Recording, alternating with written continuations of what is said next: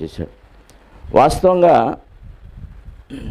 క్రీస్తు పూర్వం 586లో బబులోను రాజు నాశనం చేసినప్పటికీ దానికంటే ముందు క్రీస్తు పూర్వం 605లో ఒక విడత కొంతమంది యూదుల్ని చెరలోకి తీసుకెళ్ళిపోయాడు ఈ నెబుకద్నెజర్ రాజు. క్రీస్తు పూర్వం 605లో ఒక బ్యాచ్ని తీసుకెళ్ళిపోయాడు. అప్పటికి తర్వాత రెండవ బ్యాచ్ క్రీస్తు పూర్వం 597లో రెండో బ్యాచ్ని తీసుకెళ్ళాడు. కేవలం యూదుల్ని. ఆల్రెడీ ఇశ్రాయేలీలు అంతకుముందే వెళ్ళిపోయారు. యూదులు ఇశ్రాయేలీలు విడిపోయిన తర్వాత ఎవరిని వాళ్ళు పరిపాలించుకున్న సమయంలో మొదటి విడత 605లో కొంతమందిని తీసుకెళ్ళాడు. రెండవ విడత 597లో కొంతమందిని తీసుకెళ్ళాడు. మూడవ విడత 586 తీసుకెళ్ళి ఈ యెరూషలేం పట్టణాన్ని నాశనం చేశాడు. ఆ తర్వాత వెళ్ళిన తర్వాత కొంతకాలం వీళ్ళంతా ఆ చెరలో ఉన్నారు. ఏ చెరలో? బబులోను చెరలో ఉన్నారు. కొంతకాలం తర్వాత మాదీయ పారసీక సామ్రాజ్యం వచ్చింది. ఈ మాదీయ పారసీక సామ్రాజ్యం బబులోను సామ్రాజ్యం మీద జయాన్ని సాధించి ఈ బానిసలుగా కొనిపోయిన వారిని కూడా వాళ్ళు మలుచుకున్నారు అటువైపు. ఎవరైతే జయిస్తారో ఈ బానిసలు కూడా ఆ రాజ్యంలోకి వెళ్ళిపోతారు. ఇప్పుడు వీళ్ళు పారసీక రాజుల ఆధీనంలోకి వెళ్ళిపోయారు. ఎవరు? బానిసలుగా కొనిపోబడిన యూదులు. అలా సుమారు ఒక 49 సంవత్సరాలు, ఏది 586 నుంచి మనం లెక్కేస్తే 49 సంవత్సరాలు.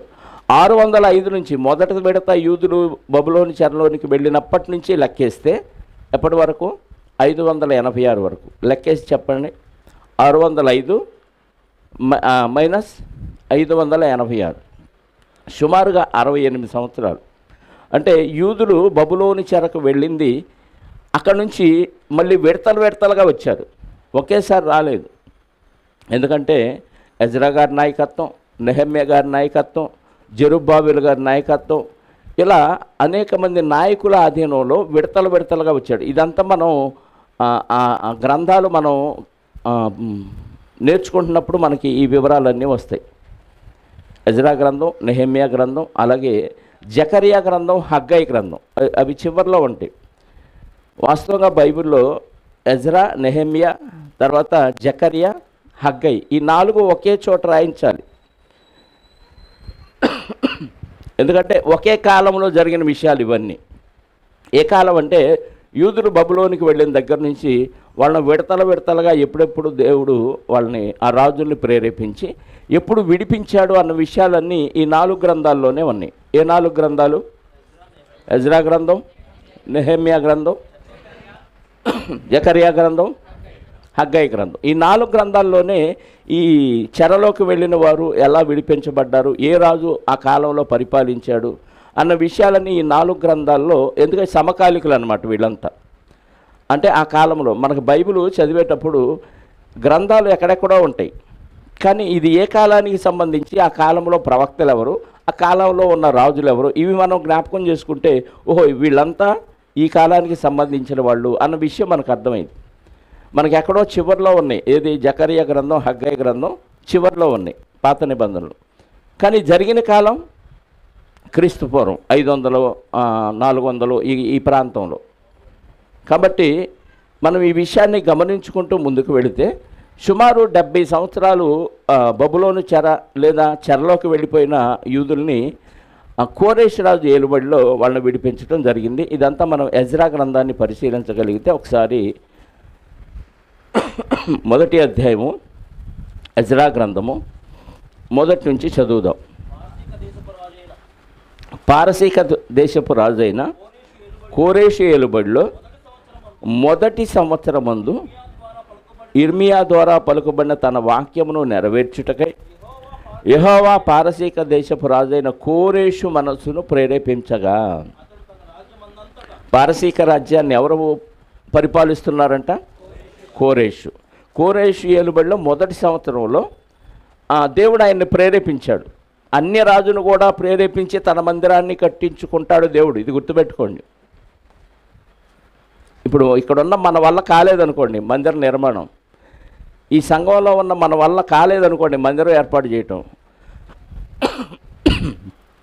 దేవుడు కోరుకుంటే, దేవుడు కావాలనుకుంటే ఖచ్చితంగా అన్యుణ్ణి ప్రేరేపించి మనకు దానం చేయొచ్చు. అలా దానం చేశాడంటే మనందరం సిగ్గుపడాలి నిజంగా. ఎందుకు? మీ వల్ల కాంది దేవుడు అన్యుణ్ణి ప్రేరేపించి చేయించాడు అని మనందరం సిగ్గుపడే పరిస్థితి వచ్చింది. ఇల్లు లేకపోతే, ఇంట్లో వస్తువులు లేకపోతే అప్పుడప్పుడు వెళ్ళి కొనుక్కుంటాం, అప్పు చేసైనా కొనుక్కొచ్చి పెట్టుకుంటాం.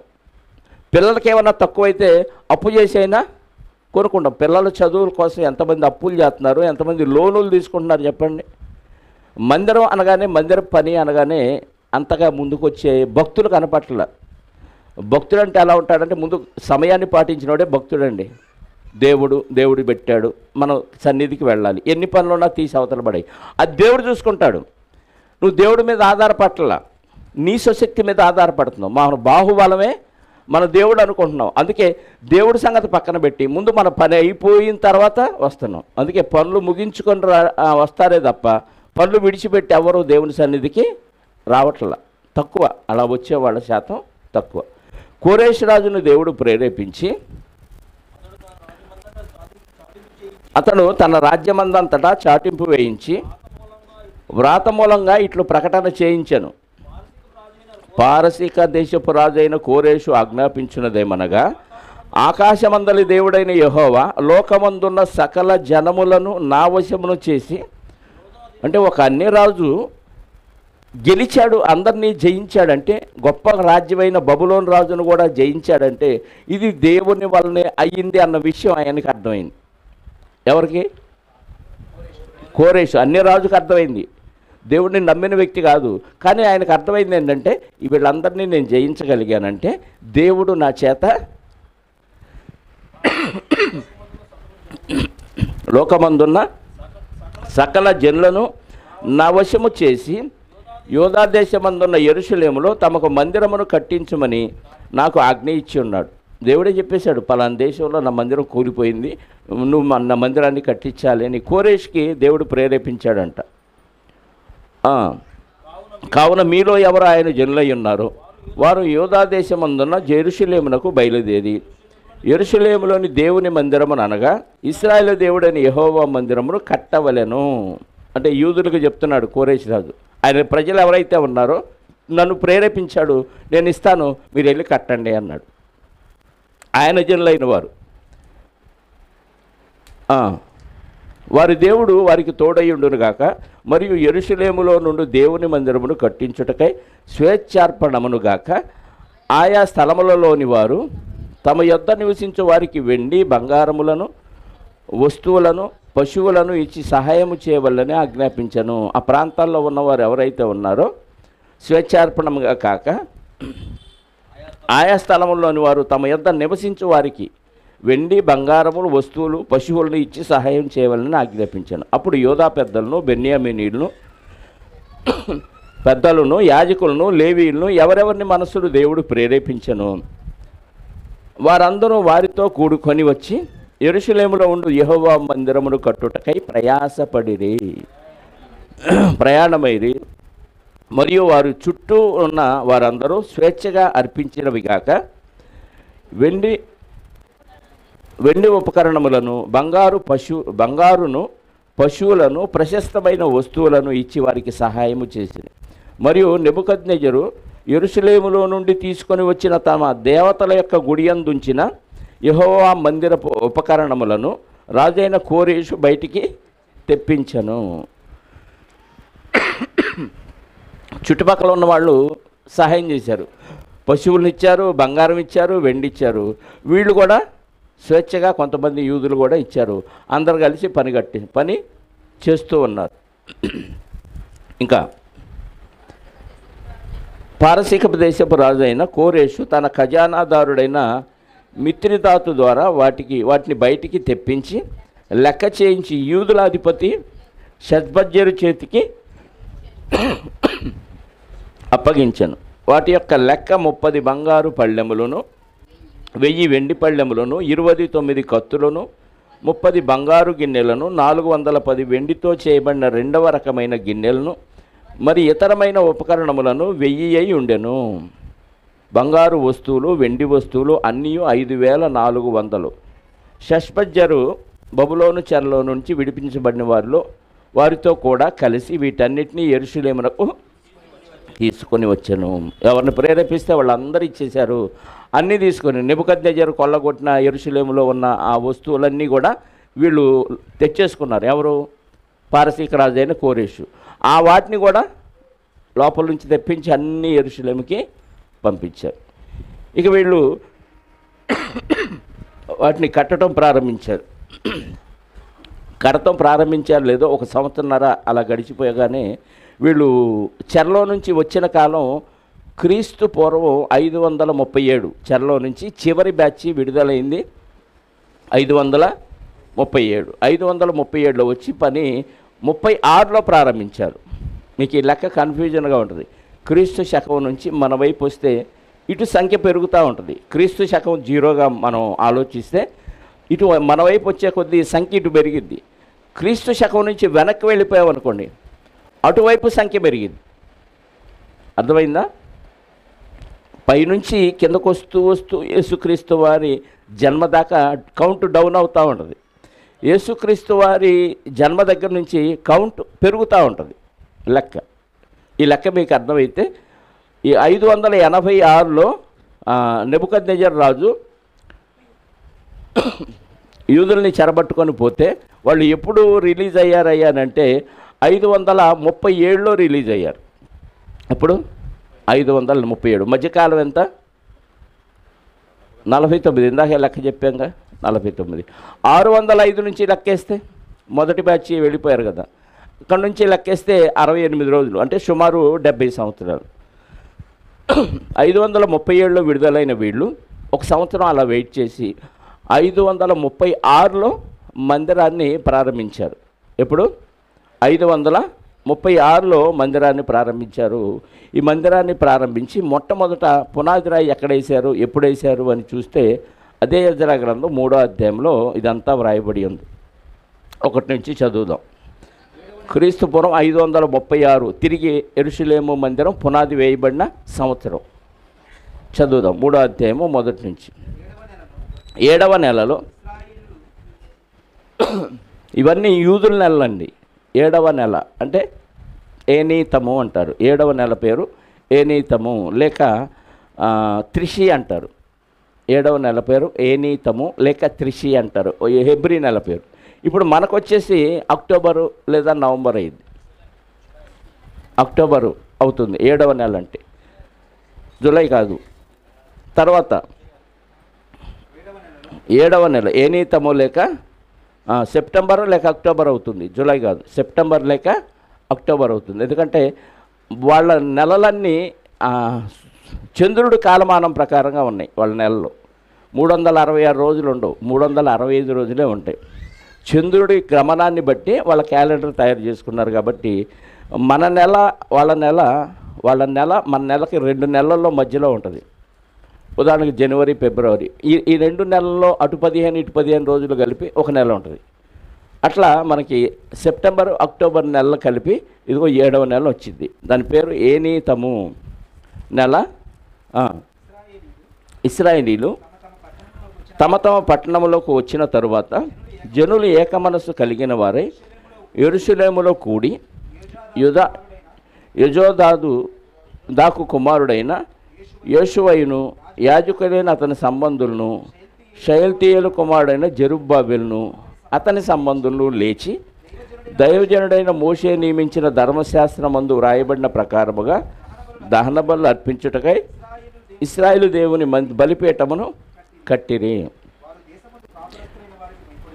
వారు దేశమందు కాపురస్తులైన వారికి భయపడుచు ఆ బలిపీఠమును దాని పురాతన స్థలమున నిలిపి దాని మీద ఉదయమునను అస్తమయమునను యెహోవాకు దహన బలులు అర్పించుచు చుట్టుపక్కల ఉన్న వాళ్ళకి భయపడుతూ ఉన్నారు. ఎందుకంటే అన్యులు నివసిస్తున్నారు చుట్టుపక్కల. వీళ్ళు ఎప్పుడైతే చెరలోకి వెళ్ళిపోయారో ఆ ప్రాంతాల్లో అన్యులు వచ్చి నివాసం చేస్తున్నారు. మళ్ళీ ఈ మందిరం దగ్గరికి వీళ్ళు వచ్చి భయపడుతూ ముందు బలిపీఠం కట్టారు. బలిపీఠం కట్టి ఉదయం సాయంత్రం బలులు అర్పిస్తూ వస్తున్నారు. మరియు గ్రంథమును బట్టి వారు పర్ణశాల పండుగను నడిపించి ఏ దినమునకు నియమించబడిన లెక్క చొప్పున ఆ దినపు దహన బలిని విధి చొప్పున అర్పించసాగిరి. తరువాత నిత్యమైన దహన బలిని, అమావాస్యలకు, యెహోవా యొక్క నియామకమైన పండుగలకును ప్రతిష్ఠితమైన దహన బలులను ఒక్కొక్కడు తెచ్చిన స్వేచ్ఛార్పణలు అర్పించుచు వచ్చింది.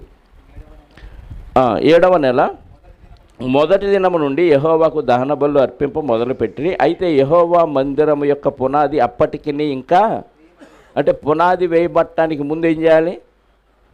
బలిపీఠం కట్టాలి. బలిపీఠం మీద దహన బలు. మొన్న చదివాం కదా, ఎర్రపేను బలి ఇవ్వాలంట. బలిపీఠం కట్టి యెరూషలేములో ఎర్రపేను బలి ఇచ్చిన తర్వాత మందిరం పునాది వేయాలి.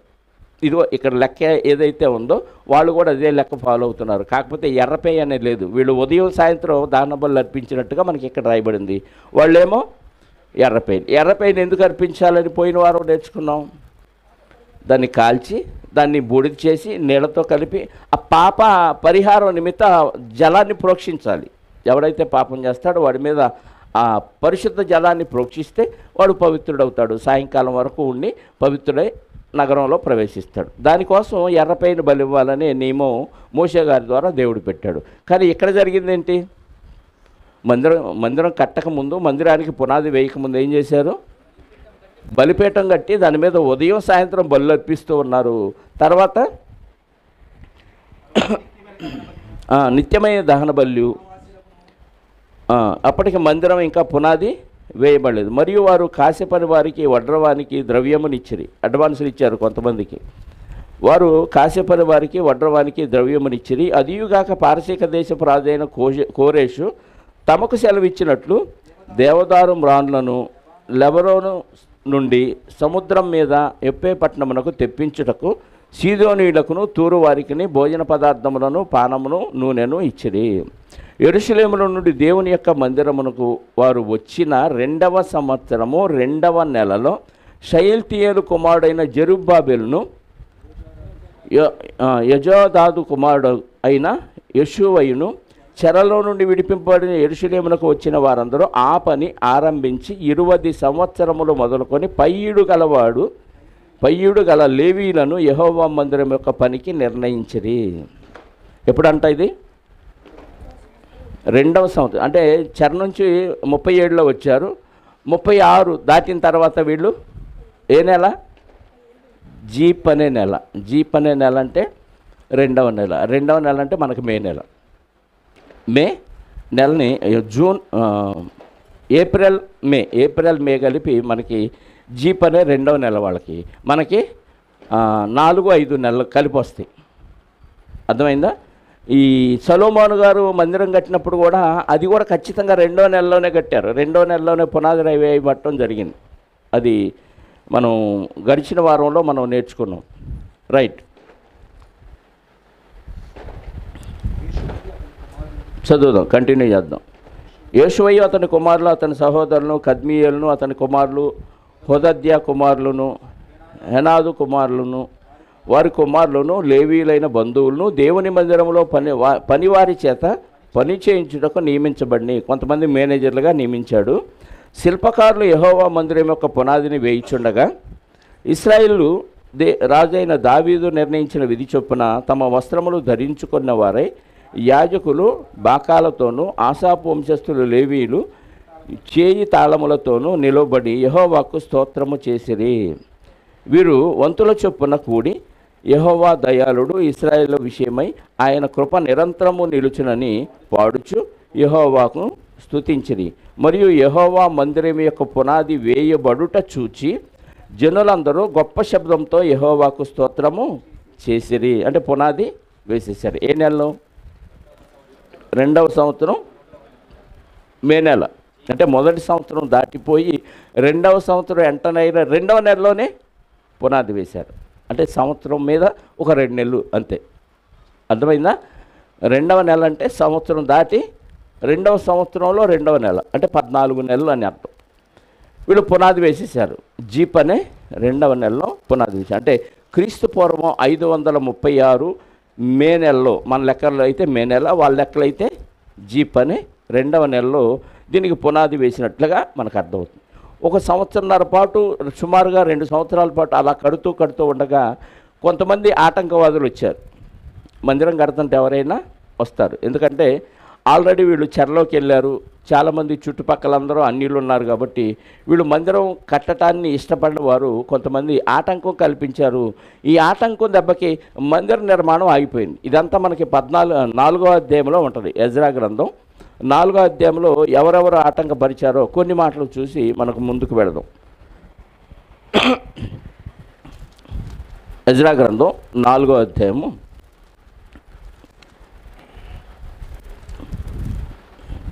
అంతటా యూదా వంశస్థులకును బెన్యామీయులకును విరోధులైన వారు, చెర నివారణ అయిన వారు ఇశ్రాయేలు దేవుడైన యెహోవాకు ఆలయమును కట్టుచున్న సంగతి విని యెరుబ్బయలు వద్దకును పెద్దల్లో ప్రధానుల వద్దకును వచ్చి, వీళ్ళు కపటంగా ఎలా మాట్లాడారో మనం గమనించాలండి. పని చెడగొట్టేవాడు ఎలా ఉంటాడంటే, మేము మీ వాళ్ళమే, మేము మీకు సహాయం చేస్తాం, మేము కూడా యెహోవాను ఆరాధిస్తున్నామని వంకతో వచ్చారు. పని జడగొట్టేవాడు చూడండి, అంటే పని జడగొట్టేవాడు శత్రువులాగా కనిపించాడు, గుర్తుపెట్టుకోవాలి. దేవుని పనిని ఆటంకపరిచేవాడు ఎవడు భక్తుడిలాగానే కనపడతాడు. భక్తిహీనుడిలాగా వస్తే మనం అసలు రానివ్వం కదా. అందుకని వాళ్ళు ఎలా వచ్చారు? జెరుబ్బాబెలు నొద్దకు పెద్దల నొద్దకును వచ్చి, మీరు ఆశ్రయించున్నట్లు మేమును మీ దేవుని ఆశ్రయించువారం, ఇచ్చటికి మమ్మను రప్పించిన అష్షూరు రాజైన ఎసర్హద్దోను యొక్క కాలం మొదలుకొని మేము యెహోవాకు బలులు అర్పించువారము, మేమును మీతో కలిసి కట్టెదమని చెప్పిని. మీరు ఏ దేవుడిని ఆరాధిస్తున్నారో మేము కూడా ఆ దేవుడిని ఆరాధిస్తున్నాం, మీతో పాటు మేము కూడా బలులు అర్పిస్తాం, ఈ మందిరం నిర్మాణంలో మేము కూడా పాలు పొందుతాం అని చెప్పారు. అందుకు జెరుబ్బాబెలు యేషువయు ఇశ్రాయేలు పెద్దలతో తక్కిన ప్రజలతోనూ, మీరు మాతో కలిసి మా దేవునికి మందిరమును కట్టుటకు నిమిత్తము లేదు, ఒప్పుకోలా, మేమే కూడుకొని పారసీక దేశపు రాజైన కోరేషు మాకిచ్చిన ఆజ్ఞ ప్రకారము ఇశ్రాయేలు దేవుడైన యెహోవాకు మందిరమును కట్టుదామని వారితో చెప్పిరి. దేశపు జనులు యూదా వంశస్థులకు ఇబ్బంది కలుగజేసి కట్టుచున్న వారిని బాధపరిచిరి. మరియు పారసీక దేశపు రాజైన కోరేషు యొక్క దినములన్నిటిలోనూ పారసీక దేశపు రాజైన దర్యావేషు యొక్క పరిపాలనా కాలం వరకు వారి ఉద్దేశములు భంగపరచుటకై వారు మంత్రులకు లంచములిచ్చిరి.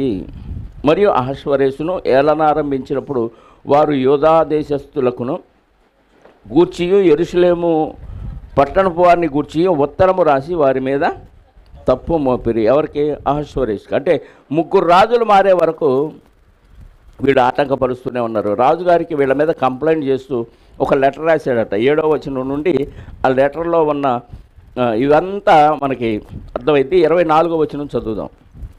ఏమని కంప్లైంట్ ఇచ్చారు అన్న విషయం 7వ వచనం నుండి 23వ వచనం వరకు ఉంటుంది. 24వ వచనం చదువుదాం. యెరూషలేములో నుండి దేవుని మందిర పని నిలిచిపోయాను.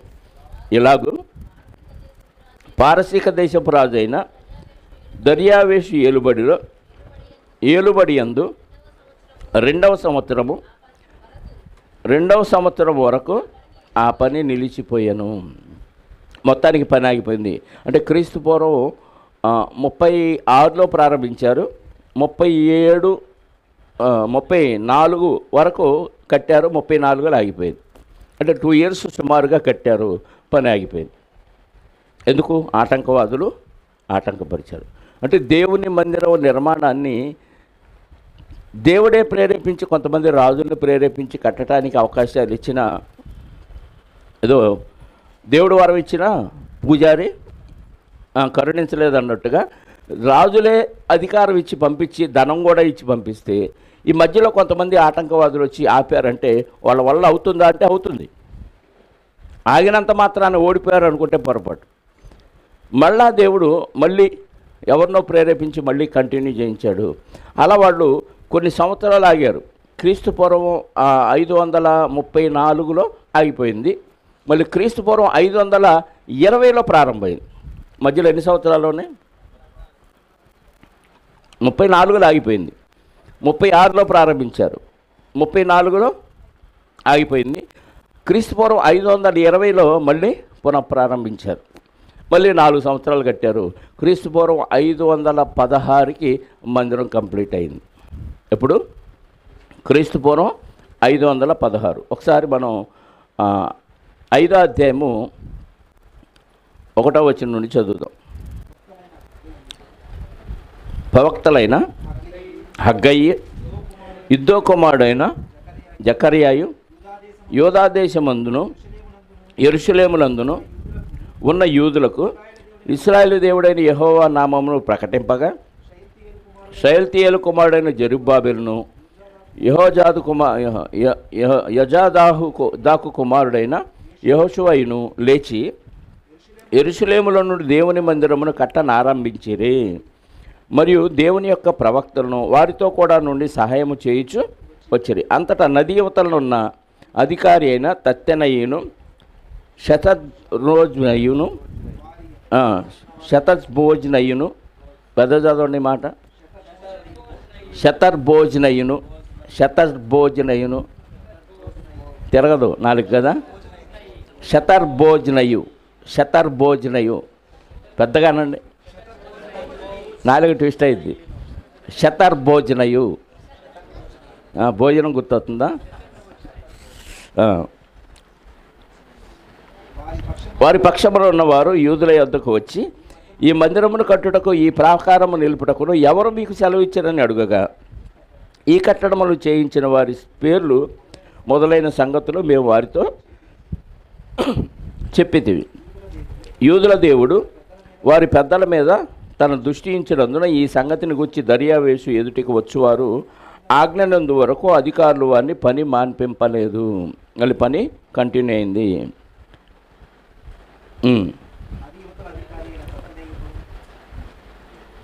11 చదువుతామండి, అన్నీ వద్దులే.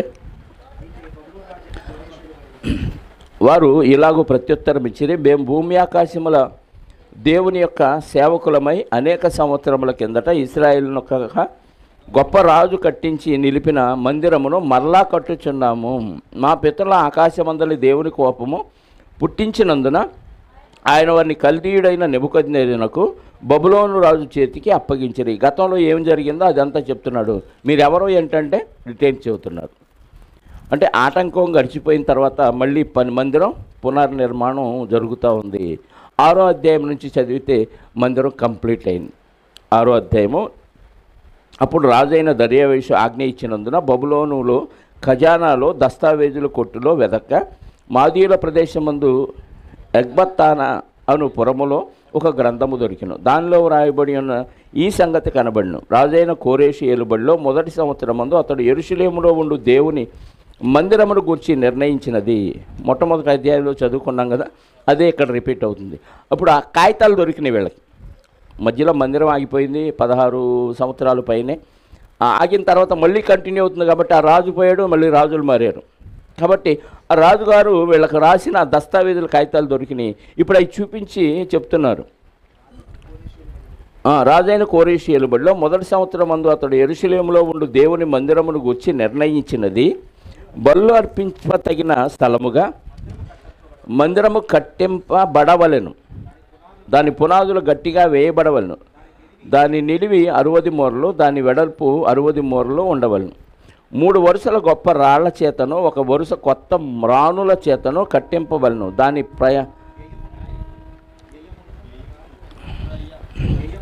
ప్రయమును రాజు యొక్క ఖజానాలో నుండి ఇవ్వవలను. క్రయమును అనబడాలనుకుంటా, బహుశా రావత్తుబడింది నా బైబిల్లో, వ్రయమును అనబడింది. వ్యయమును రాజు యొక్క ఖజానా అంటే ఖర్చు, దానికి అయ్యే ఖర్చు రాజు యొక్క ఖజానాలో నుంచి ఇవ్వలను. మరియు యెరూషలేములో ఉన్న ఆలయము నుండి నెబుకద్నెజరు బబులోనుకు తీసుకువచ్చిన దేవుని మందిరం యొక్క వెండి బంగారు ఉపకరణములు తిరిగి అప్పగింపబడి యెరూషలేములోనున్న మందిరమునకు తేబడి దేవుని మందిరములో వాటి స్థలమందు పెట్టబడవలను. ఇదంతా ఎవరు రాశారు? కోరేషు. మొట్టమొదటి సంవత్సరంలో ఆయన పరిపాలనలో ఇదంతా దస్తావేజుల మీద రాసి వీళ్ళకి ఇచ్చాడు. అంటే అధికార పత్రం అన్నమాట. దీన్ని బట్టి వాళ్ళు వచ్చేసి ఈ మందిరం నిర్మాణం చేయటం వాళ్ళు చేస్తూ ఉన్నారు.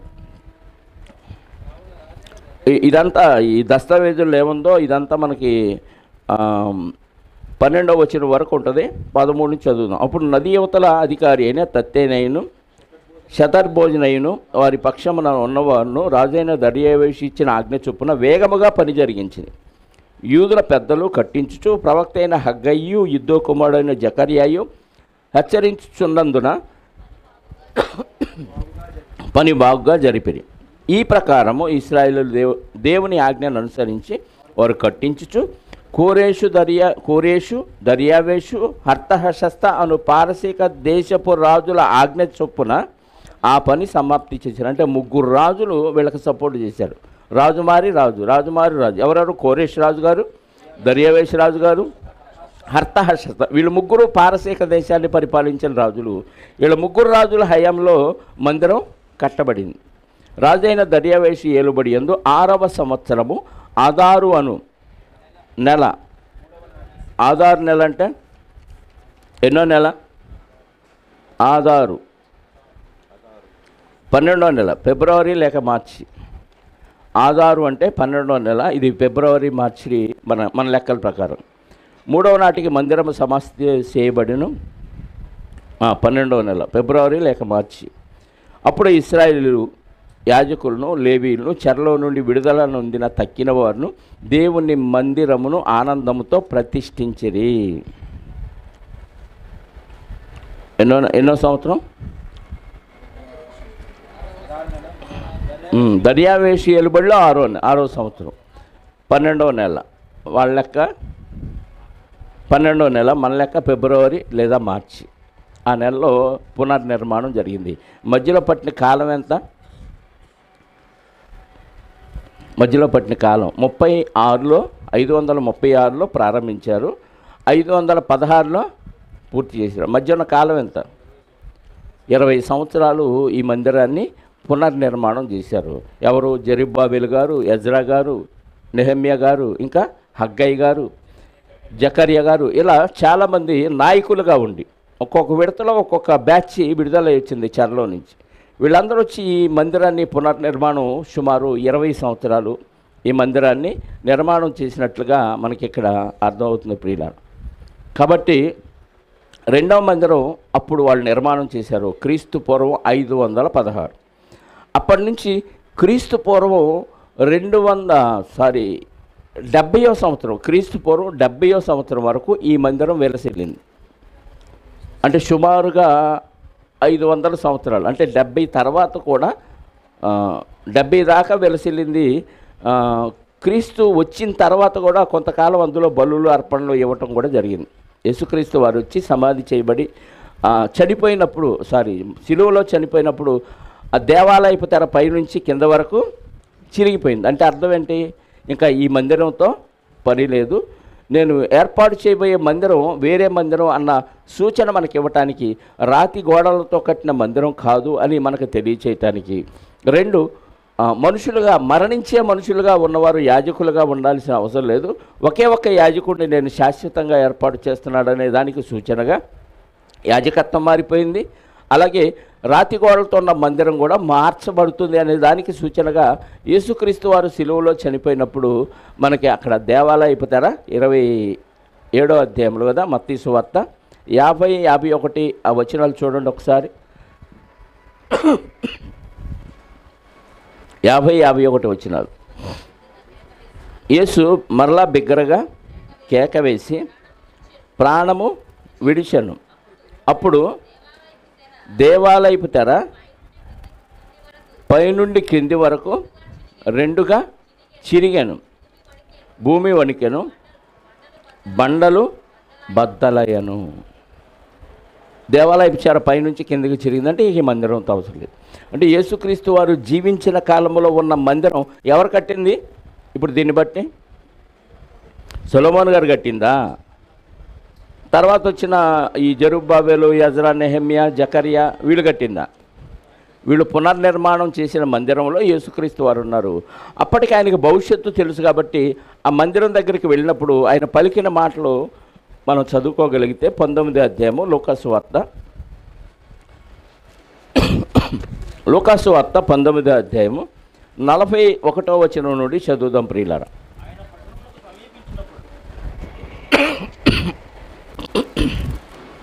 ఆయన పట్టణం అంటే ఏ పట్టణం? యెరూషలేం పట్టణం. సమీపించినప్పుడు దాన్ని, ఆ పట్టణాన్ని చూసి అంటే పట్టణాన్ని చూశాడా, పట్టణములో ఉన్న మనుషులు చూశాడా? చెప్పాలి. పట్టణాన్ని సమీపించినప్పుడు దాన్ని చూసి, అంటే పట్టణాన్ని చూసి పట్టణాన్ని శపించాడా, పట్టణంలో ఉన్న మనుషుల్ని శపించాడా? ఒకసారి చదవండి.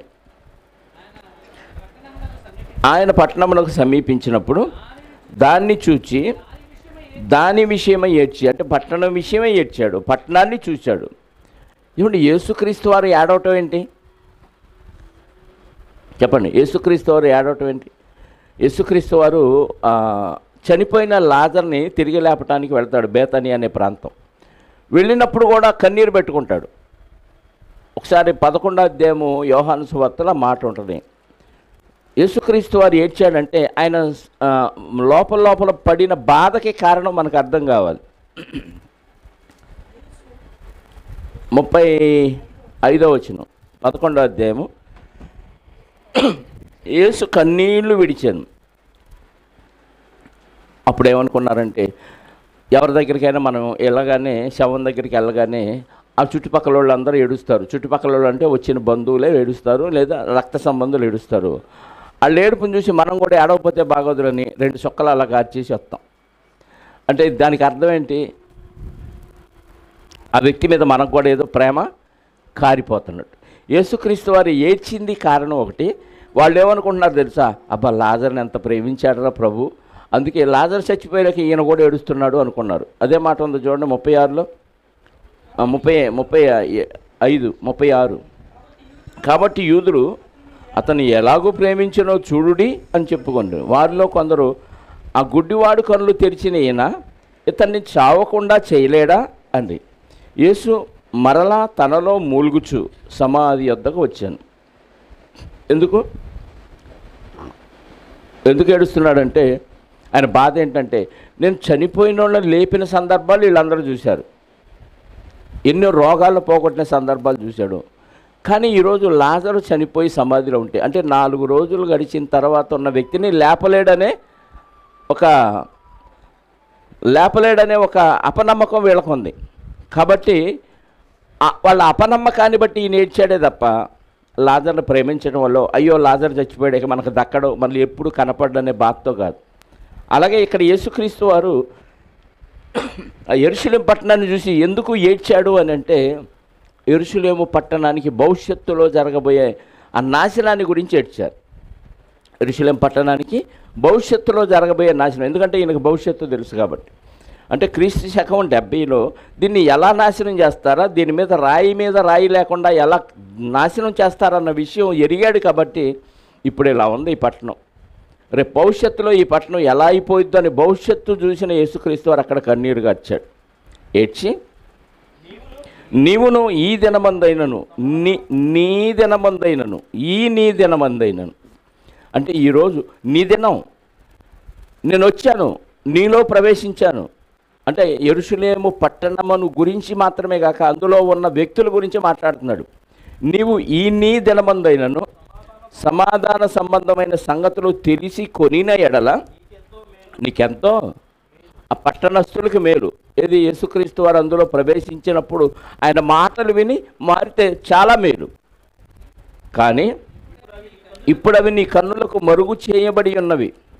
ప్రభువు నిన్ను దర్శించిన కాలమున నీవు ఎరుగకుంటివి గనుక నీ శత్రువులు నీ చుట్టూ గట్టు కట్టి ముట్టడి వేసి అన్ని ప్రక్కలను నిన్ను అరికట్టి నీలోనున్న నీ పిల్లలతో కూడా, పట్టణాన్ని గురించి మాట్లాడుతూ, ఇదిగో పట్టణమా, నీలో ఉన్న నీ పిల్లలతో కూడా నిన్ను నేల కలిపి నీలో రాయి మీద రాయి నిలవకుండా నిలిచియుండని దినములు వచ్చునని చెప్పాను. అంటే భవిష్యత్తు ఎరిగాడు కాబట్టి నువ్వు నీ పిల్లలతో పాటు ఇది నాశనం అయిపోద్ది అని భవిష్యత్తులో ఎరిగిన ప్రభువు చెప్పాడు. ఏ మందిరం గురించి చెప్పాడు అక్కడ?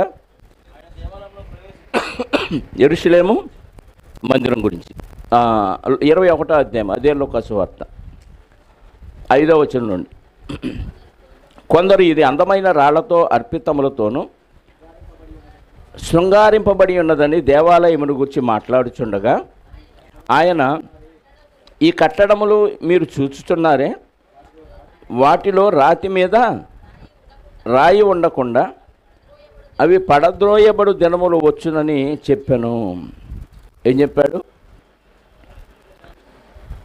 ఆ రాళ్ళు చాలా శృంగారితమైన రాళ్ళు అంట. అంటే చరిత్రకారులు జోసిఫస్ అనే ఒక చరిత్రకారుడు రాసిన ఆ గ్రంథాన్ని బట్టి ఒక్కొక్క రాయి పొడవు 70 అడుగుల పైనే పొడవు, హైటు 25 అడుగుల హైటు, రాయి వెడల్పు 25 అడుగుల వెడల్పు, ఎత్తు 8 అడుగులు ఎత్తు అంట. ఎంత ఉంటుంది? రాయి 8 అడుగులు ఎత్తు అంటే మనం 5 అడుగులు ఉన్నాం అనుకోండి, ఇంకో 3 అడుగులు హైటు. ఈ పైప్ ఎంత ఉంటుంది? 12 అడుగులు, అంతేనా? 20, ఇంకొక 5 అడుగులు వేసుకోండి, 25 అడుగులు వెడల్పు 25 అడుగులు, పొడవు 70. ఈ పొడవు ఎంత ఉంటుంది?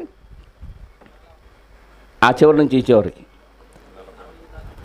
40, 70 పైన అంటే ఆ రోడ్డు చివరి దాకా ఉంటుంది పొడవు. ఒక రాయి పొడవు 70 అడుగులు పొడవు అంట, వెడల్పు 25 అడుగులు అంట, హైటు 8 అడుగుల హైట్ అంట.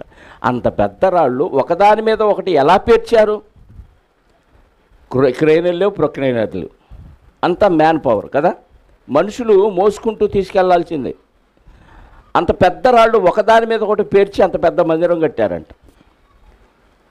ఇప్పుడు యేసుక్రీస్తు వారు ఉన్న కాలంలో ఈ రాళ్ళు చూస్తున్నారు కదా, అందమైన శృంగారించబడే, పైగా ఆ రాళ్ళకి చాలా కలర్స్ వేసేవాళ్ళంట, రంగురంగుల కలర్స్ వేసి ఆ రాళ్ళు పేర్చేవాళ్ళంట. అంత గొప్పగా శృంగారించబడిన మందిరం అది. దాన్ని క్రీస్తు పూర్వం 18లో మహాహేరోదు, సీజర్ చక్రవర్తి అనే ఆయన దాన్ని ఇంకా మెరుగులు దిద్దాడు. ఎందుకంటే యూదుల్ని ప్రేమను చూరగొనాలని, యూదుల్ని మెప్పించాలనే ఉద్దేశంతో ఈయన యెరూషలేం మందిరాన్ని ఇంకా బాగు చేయటం ప్రారంభించాడు. కొంచెం అలా బాగు చేయటం ప్రారంభించాడు. యేసుక్రీస్తు వారు ఉన్న కాలంలో కూడా యెరూషలేం మందిరానికి మరమ్మతులు జరుగుతూనే ఉన్నాయంట. క్రీస్తు పూర్వం 18లో ప్రారంభించిన ఈ మరమ్మతులు అలా క్రీస్తు శకంలో కూడా జరుగుతూ ఉన్నాయన్నమాట. అంత పెద్ద రాళ్ళు ఈయన ఒకదాని మీద ఒకటి ఉండకుండా నేల కూలుస్తారంటే ఎవరు దీన్ని కూల్చగలిగింది? ఈయనేంటి ఇలాంటి మాటలు మాట్లాడుతున్నాడు అనుకున్నారు ఆ రోజు. కానీ యేసుక్రీస్తు వారు చెప్పింది అక్షర సత్యం.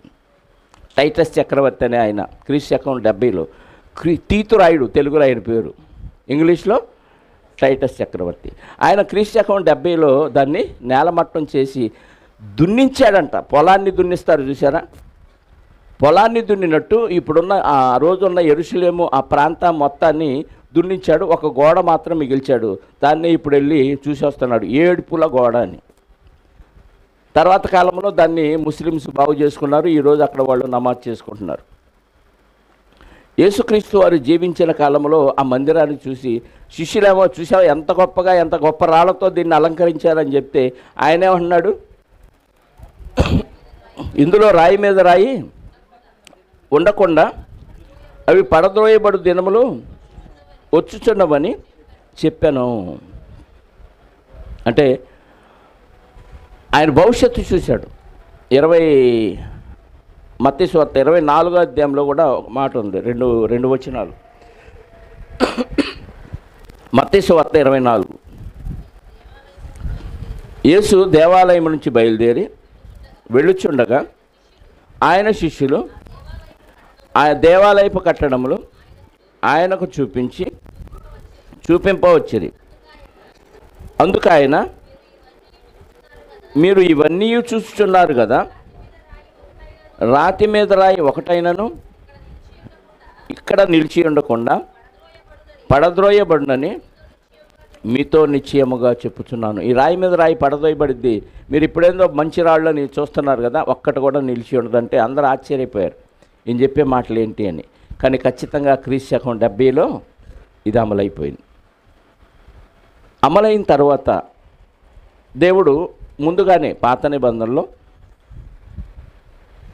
ఇంకో మందిరాన్ని కడతాడు, నా కుమారుడు వస్తాడు అనే మాటలు చాలా వ్రాయించాడు.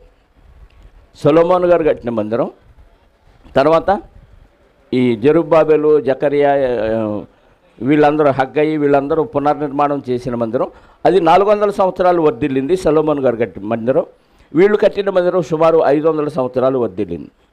దీని తర్వాత ఇది నాశనం అయిపోయిన తర్వాత ఒక మందిరాన్ని కడతాడు, ఇది నాశనం అయిన తర్వాత కడతాడని చెప్పలేదు దేవుడు ఎక్కడ. అంత్య దినాల్లో నా కుమారుడు ఒక మందిరాన్ని కడతాడని సొలొమోను గారి దగ్గర నుంచి ఈయన తెలియచేస్తూ వచ్చాడు దేవుడు. ఆ మందిరం ఇదే అంటూ ఈరోజు యూదులు కడుతున్నారు అని చాలామంది ఈ మందిరాన్ని, మూడవ మందిర నిర్మాణం గురించి ఎర్రపేని బలిస్తారని, ఆల్రెడీ దానికి కావాల్సిన మెటీరియల్ అంతా సిద్ధపరిచారని, సీక్రెట్గా ఉంచారని, ఎవరికి తెలియనీయకుండా దాచిపెట్టాడని, ఆ బలిపీఠం కూడా ఇన్స్టెంట్ బలిపీఠం, అప్పుడప్పుడు నిర్మాణం చేసి ఎక్కడైనా సెట్ చేయొచ్చు, బలిపోవచ్చు, మళ్ళీ పీకేసుకొని వెళ్ళిపోవచ్చు. అలాగే మందిరం కూడా 3 రోజుల్లో టెక్నాలజీని ఉపయోగించి టకటకటగా నిర్మాణం చేస్తారు. దానికోసం ఒక ప్రాంతంలో ఒక స్థలాన్ని కూడా కొన్నారు అనే బోధలు మనం వింటున్నాం కదా.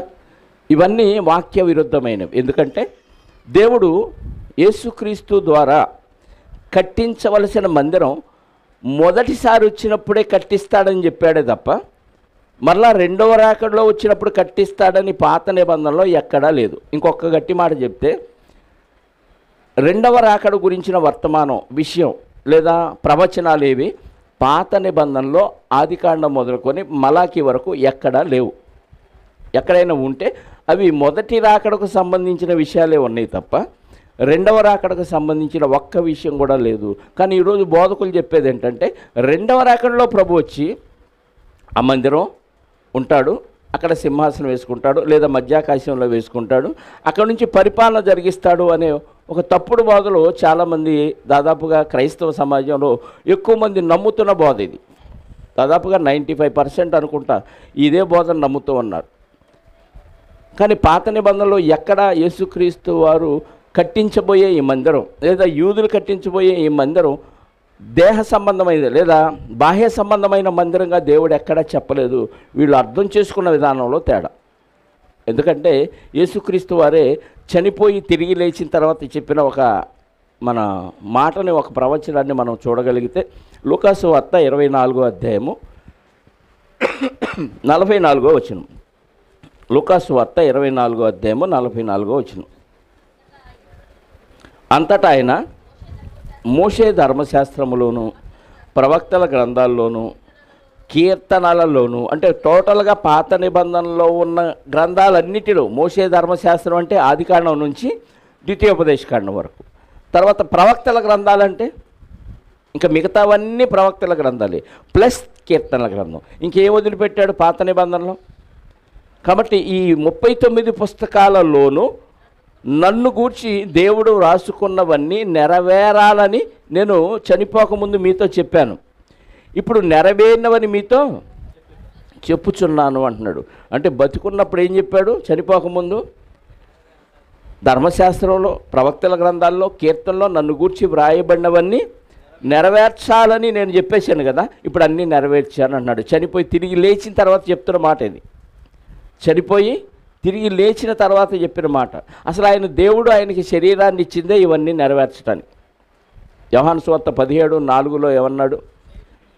యోహాను సువార్త 17:4, తండ్రి చేయుటకు నీవు నాకు ఇచ్చిన పని, ఆ పని దేంతో చేయాలి? శరీరంతో చేయాలి. శరీరధారికి ఎప్పుడు వచ్చాడు? మొదటి రాకడలో వచ్చాడు. కాబట్టి దేవుడు అప్పగించిన ప్రతి పని కంప్లీట్గా చేసి వెళ్ళిపోయాడు. ఇక పరిపాలనకు సంబంధించిన విషయాలు కూడా ఆయన రాజ్య స్థాపన చేసి వెళ్ళిపోయాడు. అర్థమైందా? హెబ్రీ పత్రిక 10వ అధ్యాయము 4-5 వచనాలు 7 వరకు ఉంటుంది. హెబ్రీ పత్రిక 10వ అధ్యాయము, ఏలయనగా ఎడ్ల యొక్కయు మేకల యొక్కయు రక్తము పాపమును తీసివేయుట అసాధ్యము కాబట్టి ఆయన, అంటే యేసుక్రీస్తు వారు ఈ లోకమందు ప్రవేశించినప్పుడు ఇలాగూ చెప్పుచున్నాడు, బలి అర్పణ నీవు కోరలేదు కానీ ఈ లోకములో యేసుక్రీస్తు వారు పని చేయాలంటే, దేవుడు అప్పగించిన అంత కంప్లీట్ చేయాలంటే శరీరం కావాలి. కాబట్టి భూమి మీదకు నేను ప్రవేశించినప్పుడు నాకు ఒక శరీరమును అమర్చితివి, పూర్ణ హోమములు పాప పరిహారార్థ బలులు నీకు ఇష్టమైనవి కావు. అప్పుడు నేను గ్రంథపు చుట్టలో, అంటే దేవుడు గ్రంథపు చుట్ట అనగానే పాత నిబంధన గ్రంథం అంతట్లో నన్ను గూర్చి వ్రాయబడిన ప్రకారము దేవా నీ చిత్తము నెరవేర్చుటకు ఇదిగో నేను భూమి మీదకి వచ్చాను, శరీరములకు వచ్చాను, శరీరం ద్వారా అన్ని పనులు నువ్వు రాసుకున్నవన్నీ నెరవేర్చాను. ఇంకా పాత నిబంధనలు ఏముంటాయి? రెండవ రాకడలో ఆయన వచ్చి చేసే మాటలు ఏమున్నాయి? ఇంకా ఆయన చెప్పిన మాటల ప్రకారంగా అన్నీ నెరవేర్చానని చెప్పేశాడు. ఇంకా నెరవేర్చాల్సిన ప్రవచనాలు ఏమన్నా ఉన్నాయి అని ఎవరైనా చెబితే రైట్ అయిద్దా రాంగ్ అయిద్దా? యేసుక్రీస్తు వారు నేను అన్నీ నెరవేర్చానని చెప్పాడు. ఇప్పుడు పాత నిబంధనలో యేసుక్రీస్తు వారు రెండవ రాకడలో వచ్చి నెరవేర్చాల్సిన రెఫరెన్స్ ఉందని ఎవరైనా చూపిస్తే ఏం చెప్పాలి? మీరు చెప్పండి, ఏం చేయాలి? వాళ్ళకి బైబిల్ సరిగ్గా అర్థం కాలేదు. ఎందుకంటే యేసుక్రీస్తు వారు స్వయంగా చెప్పిన మాటలు అన్నీ నెరవేర్చానని చెప్పాడు. గ్రంథపు చుట్టలో నన్ను గూర్చి వ్రాయబడిన ప్రకారం అన్నీ నెరవేర్చాను అన్నాడు. కంప్లీట్గా సంపూర్ణంగా నెరవేర్చానని చెప్పాడు. భూమి మీద నిన్ను మహింపరిచాను, తిరిగి నీ యొద్ద నాకు ఆ మహిమలో నన్ను చేర్చుకోమని చెప్పాడు. కాబట్టి 39 పుస్తకాలైన పాత నిబంధనలో యేసుక్రీస్తు వారు మొదటి రాకడలో కన్యమరీ గర్భంలోంచి వచ్చినప్పుడు నెరవేర్చాల్సినవి అన్నీ నెరవేర్చాడు. కాబట్టి ఇంకా నెరవేర్చవలసిన ఏమీ లేవు. ఒకవేళ నెరవేర్చాలంటే రెండవ రాకడలో వచ్చి నెరవేరుస్తాడు. ఏంటది అంటే అందరినీ కలిపి తీసుకొని పరలోకానికి వెళ్ళేవాళ్ళని పరలోకం, నరకానికి వెళ్ళేవాళ్ళని నరకాన్ని. ఇది మాత్రమే ఆయన రెండవ రాకడలో చేస్తాడు తప్ప ఇంకా నెరవేర్చాల్సిన ఏవి లేదు. ఆల్రెడీ వచ్చాడు, నెరవేర్చాడు, రాజ్యాన్ని కూడా స్థాపించాడు.